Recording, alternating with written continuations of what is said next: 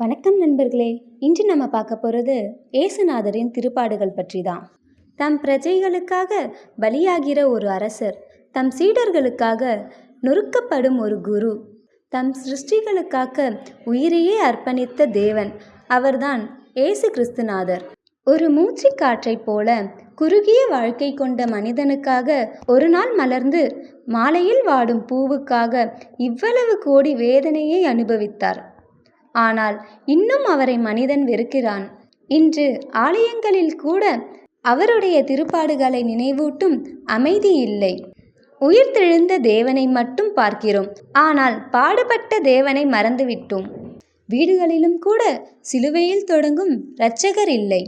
உலக செல்வம் பெரிது, ஆனால் சிலுவை சிறியது. இது எவ்வளவு பெரிய துரோகம்!